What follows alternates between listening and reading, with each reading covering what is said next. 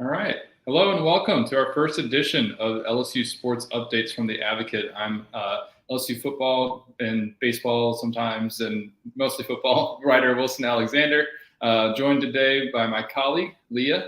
How are you doing? We're a few days away from kickoff, finally. How does it feel? I'm so excited. I can't wait to see what's in store for this team. It's going to be an interesting year, that's for sure. Ryan Kelly's first season at the helm, 16 new transfers, an entirely remade coaching staff. There's who knows exactly how they're going to finish. Projections are really tough to make in college football this year with so many transfers, but it's going to be an interesting year as he kicks off his tenure. Obviously, that starts this Sunday night against Florida State in the Caesars Superdome. Kickoff on ABC in the All-State Louisiana kickoff game.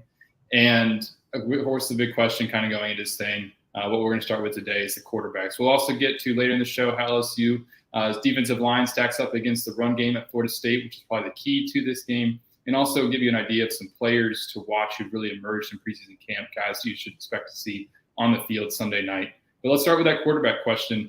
Leah, we heard from Brian Kelly this Monday that we thought he was going to announce a starter because he said he would announce a starter. And then he didn't, which I guess we should have probably seen coming, seeing as Florida State has already played, and you're not going to want to give anything away tactically, as he said. What was your impression of Kelly's comments, and what do you ultimately expect LSU to do at quarterback?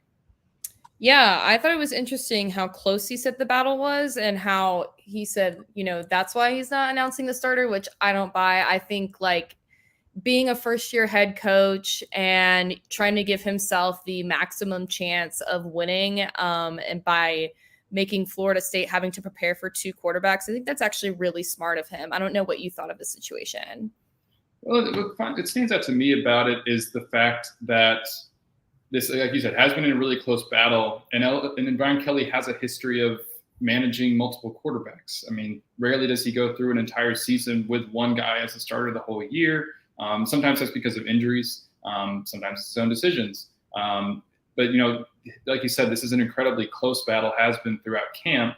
And just really interested to see, because he said they were both going to contribute this year. Okay, what is that exactly going to look like? You have this history of managing too, but they don't, as he said, actually have, they're not going to change the playbook. And that was actually, I think, probably my biggest takeaway from what he said. It would have been great to hear the starter, but okay, on a deeper level, we've been hearing for so long that, okay, these are different quarterbacks. Jaden Daniels is a runner. Garrett Nussmeier can throw, and really has the stronger arm of the two. And I think that while that's still true, it was interesting to hear Brian Kelly say that they don't have to flip over the play card if they have a different quarterback in there, that this is going to be sort of largely the similar offense, regardless of who's playing quarterback, which if you could give us a quick overview of that offense. You dove into schematically kind of what to expect this year out of LSU, regardless of who's at quarterback. What should we see? Yeah, I thought that was interesting. I wouldn't be surprised if we saw both quarterbacks in this game, especially for different situations, right? So maybe Jaden Daniels, you want to get some mobility out there. Garrett Nussmeier is the guy who's going to throw it deep, right? And so I think that he's done that in the past with Tommy Rees. One year, he used Tommy Rees as kind of the red zone quarterback where they had somebody else starting. I'm blanking on who it was that was starting. Might have been Wilson or maybe Christ. It was Christ. Yeah.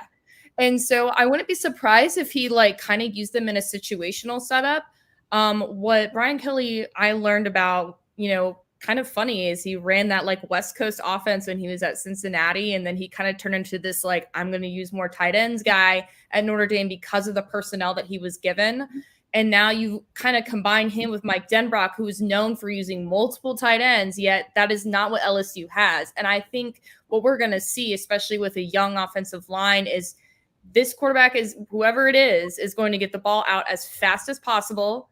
And he's going to give it to the playmakers, which is obviously your Malik Neighbors, your Keyshawn Butte, your Jack Besh, and let them do the work. And so I think with Jaden Daniels, you'll see some screen passes and stuff like that. I think with Garrett Nussmeier, I think he's going to air it out. So I think that's what we could probably expect to see from both of these guys. And I also think that there's going to be at least one tight end out on the field at a time to help with the blocking, to help with strengthen that, and also add another option in the flats.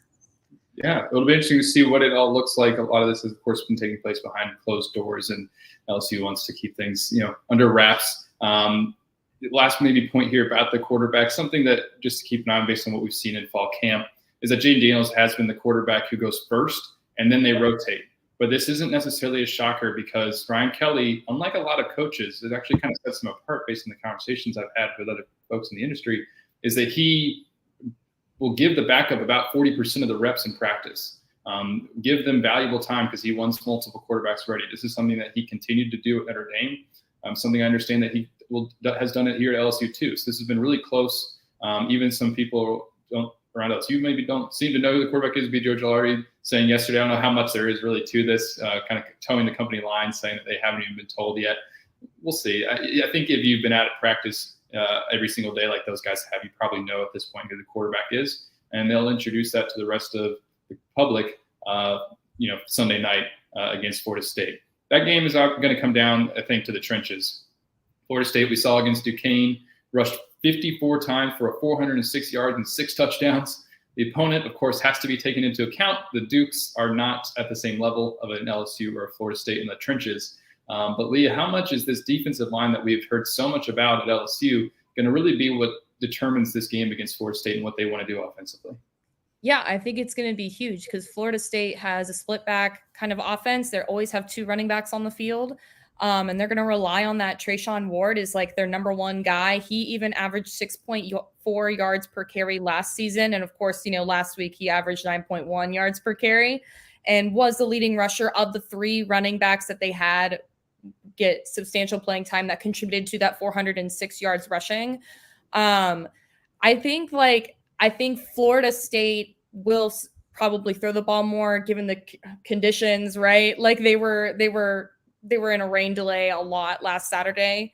But they are traditionally a run first team, but they struggled last year with their offensive line, right? So like they led the league with 351 tackles for loss, like against them, right? So that kind of prevented their offense from really being better. And so they have 3 new transfers on that offensive line to kind of give them more depth and more experience, but their run blocking grades were still not great against Duquesne. And I think that LSU's strongest suit, there's a reason why there's 2 team captains on the defensive line, right?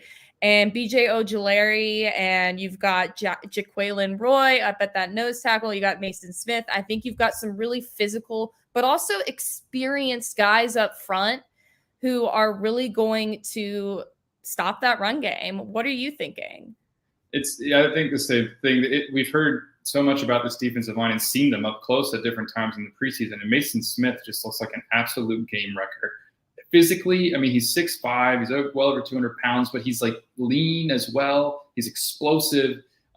He's got great technique. He's a really good pass rusher. So it is going to be interesting to see. This line's it's strong across the board, but they're also particularly good as pass rushers. So they are going to have to kind of prove that they can stop the run, which was a little bit of a struggle at times for LSU last season, especially think back to like the Kentucky game, which was, of course, just a disaster on multiple levels. But there were some other games like that where they kind of struggled to stop the run, especially as the season kind of went downhill. But then, Alabama, they really bowed up in that game. So, they're going to have to prove that just a little bit.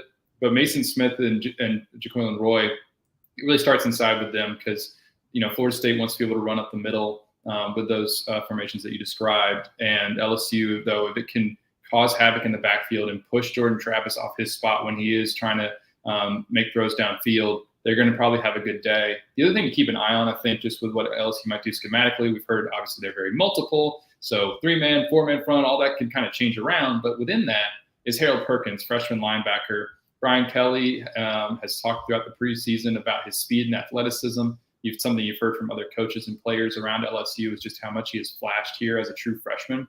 Not going to be your starter, not going to be your day one starter. That's still probably Mike Jones and Greg Penn at linebacker. But Brian Kelly said during his radio show last week that you could end up seeing Harold Perkins as a spy on Jordan Travis because Jordan Travis has that dual threat ability. And I just think that's something to watch for in this game is how they use Harold, as a rotational player. If they need to really spy Jordan, if he's the one doing that or not, and how he kind of performs in his first game, as a freshman back in New Orleans, where he, as you detailed earlier this preseason, was first born and where he's originally is from. Shifting. I think we should add too, like this idea of being multiple, right, is a huge Matt House thing. That is something that he got, that he said, he told me that he really took to heart, especially in Kansas City with Steve Spagnuolo. So I think that BJ was talking yesterday about how he is, as the, kind of the jack of the defense, being that hybrid player on a defensive end and linebacker. He's learned a lot more from Coach House about dropping back into coverage and reading coverages. So I think we're going to see a lot of times BJ kind of coming off the line in those past situations. I think that's going to be really interesting to see, is that mix and that ability to be multiple is going to definitely be on display with this dual threat quarterback for Florida State. Absolutely. And you talk about that jack position. One of the guys who's kind of stepped up here in the preseason as we transition into kind of some guys to maybe look for and really who's shown up. The LSU entered the preseason with just so many position battles. Brian Kelly said the first day of camp that more so than maybe ever in his career, you couldn't pencil guys in any spot because there was these 16 new transfers. This freshman class had come in. LSU, think back to that bowl game, had between 36, 38 scholarship players on the roster. And so there was just so much that was undetermined with the new staff seeing these guys for the first time, that this preseason has been really interesting in terms of the position battles. Those seem a little bit more solidified. I mentioned the jack position because Desmond Little is someone who has stepped up behind B.J. Ojulari as a backup for LSU, and Mike Jones Jr. said yesterday that Desmond's really doing some good things. He's added some good weight, and so he's kind of a rotational player to look for on the defensive line maybe at that jack linebacker position. But I think the other one is we start kind of looking at some guys overviewing some position battles here and how they kind of ended as we came out of preseason camp. Let's maybe start with the defensive backs. What's the overview of that room right now? It's deep. They brought in a lot of transfers. Who ended up kind of maybe grabbing some playing time in the secondary?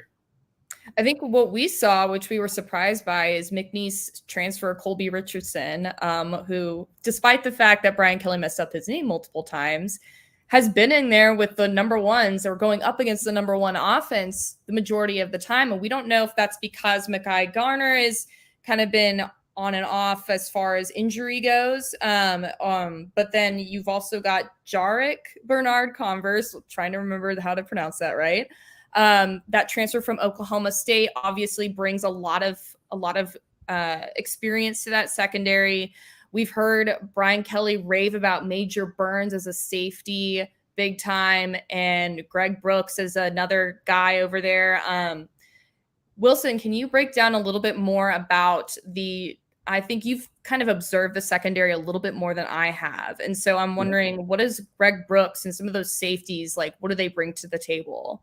Yeah, Greg's has a ton of experience, having started for, 3-4 years now, about thereabouts at Arkansas. I think it's 3 years at Arkansas. Same thing with Joe Fouché, who's another Arkansas transfer, and Joe might not even be a starter because of Major. Major has really stepped up, coming off of a lower leg foot injury last season that kept him out all the way through the spring. He's shown up as one of LSU's sort of maybe biggest risers in camp.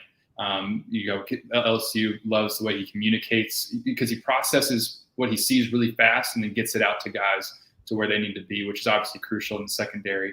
But Joe and Greg bring a lot of experience. And then Jay is pretty athletic, former cornerback who they then moved over to safety a couple of years ago.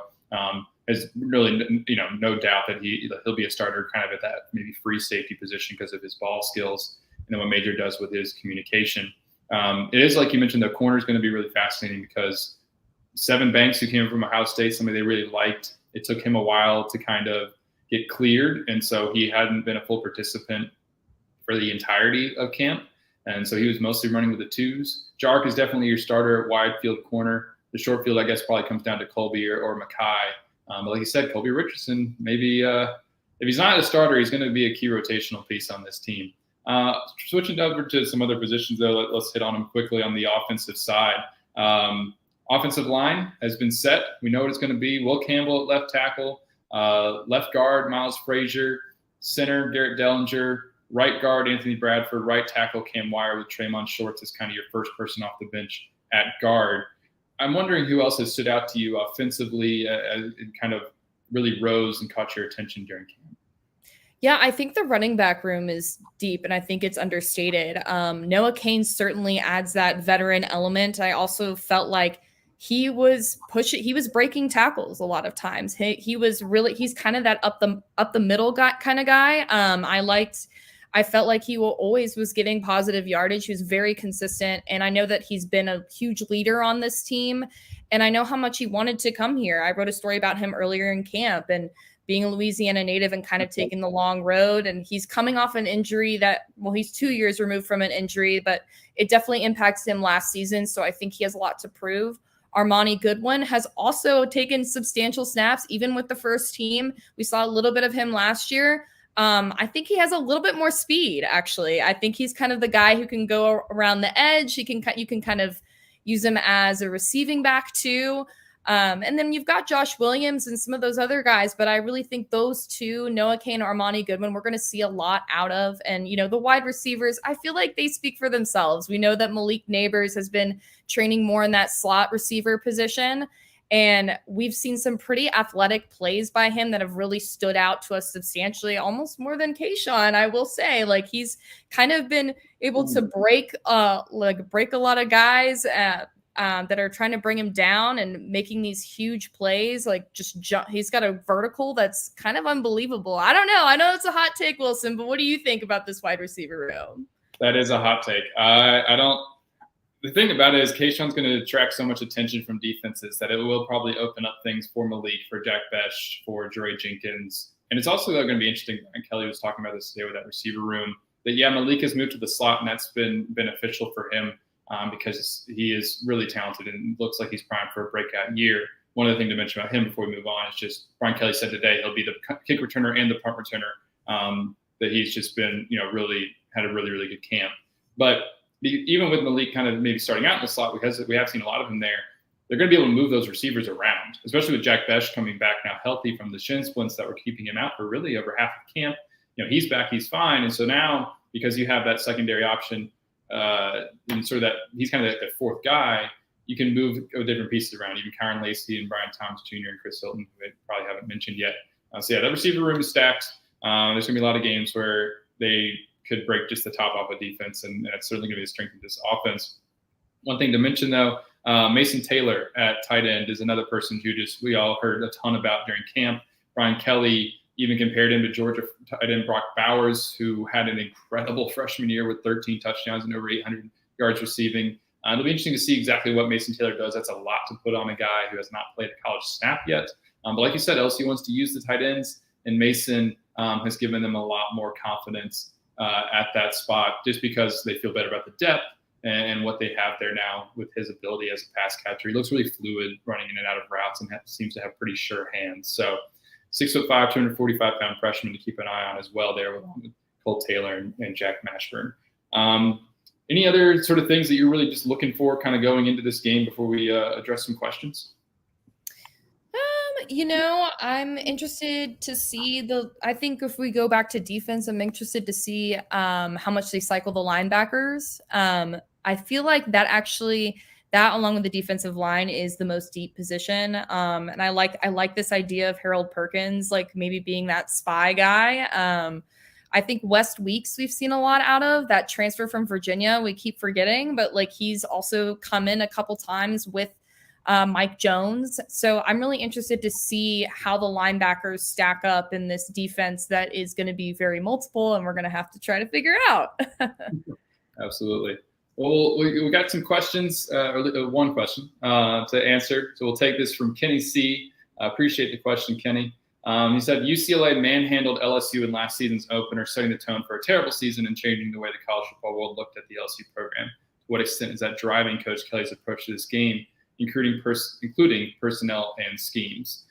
This is kind of an interesting topic, I think, just because LSU, they got manhandled in that season opener. It set the tone for the whole year. But I don't think that's something that's necessarily on Brian Kelly's mind because, he was the head coach at Notre Dame last year. But it does sort of set the tone for the program in a way. LSU came out of that game, and you could tell it was an auspicious start, and you could tell, okay, this might not be a good year, and there's probably going to be a coaching change at some point if it continues down this path. Personnel-wise and schematically, this has been a complete and total overhaul. So there's not much you can take away from that game. It's more so I just feel like tone and vibe, which is around the program, which is, sort of an abstract kind of thing. But, how important do you think it is really for LSU to get off to a win here to start his tenure? I mean, is it vital, absolutely vital, that they win this game against Florida State? You've got a tough second half of the SEC schedule in particular down the road, a really muddled kind of SEC West. If they don't win this game, are they in a bad spot? Or is this kind of at least gives you a chance to see what you have? And if you lose, maybe you can take away some things from that anyway. Yeah, I think what's most important, what's vital is that they compete well. If they end up losing in a close game, I know that LSU fans are not keen on losing. I think that would be a little bit more encouraging than like an all-out blowout by Florida State. I think it's going to be a win for LSU, but you can never be too sure. I'm sure y'all were shocked by the performance last year at UCLA. I wouldn't say that any history comes into play as far as this coach's decision. I will say, though, the fact that he's not naming a starting quarterback, I think that might have something to do with, again, he's going to take every advantage that he has to set the tone with a win, obviously, and to set the tone for a successful season. So I think that's played into why, Brian Kelly has been so quiet about starters at certain positions. Like you said, some of the stuff that we've seen with the ones have been the first team has been kind of a mix. And so I think he's really trying to keep a lot of what he's got quiet because he has that advantage as a new head coach. Yeah. And to go back to Kenny's question as we kind of wrap up here, just that idea of the way the college football world looks at LSU's program, the last 2 years were not good. I mean, 11 and 12 of the last 2 years is probably why the biggest win total has been 7 games. LSU was picked to finish in the bottom of the SEC West. There's a lot to prove for LSU this season, a lot for Brian Kelly. This area is an element to him coming in here and wanting to change perceptions around how the college football world views LSU instead of a place that's kind of up and down, occasionally and volatile, and has this great year in 19 and then just collapses the next 2 years to make it really steady, constantly competing for championships and really well respected across the board in terms of how they do things. And so, that starts out with this game against Florida State, obviously Sunday night there in the Caesars Superdome, sold out game officially as of today. So it's going to be a great atmosphere. Really kind of feels like college football is back from, pre-pandemic kind of. Even last year, you could still sort of feel like that was lingering around at times in terms of the crowd levels and things like that. And now it's okay, we didn't have access like we did, pre-pandemic until midway through last season. So now it's okay, this feels like college football again, and I certainly can't wait. Last word, Leah, what you got? Yeah, I'm just excited to get started, and I'm excited to cover a game in the Superdome. I've never done that. Well, bring a jacket. The press box gets really, really cold because the air vents are right above them. But it's going to be great. We'll have everything covered for you at theadvocate.com, NOLA.com. Find Leah on Twitter at LVan_sports. Yes. Did I get it right? Awesome. I'm at WHAlexander_ as well. Subscribe to our newsletter. We have LSU stuff for y'all every single day, and we'll have you covered throughout the season. You can find this show 2 p.m. right back here every week as we kind of go through the season, previewing games and what's the latest with LSU football. So thanks for watching, everybody. Hope to see you again next week. And for now, that's all from the Advocate's LSU Sports Updates.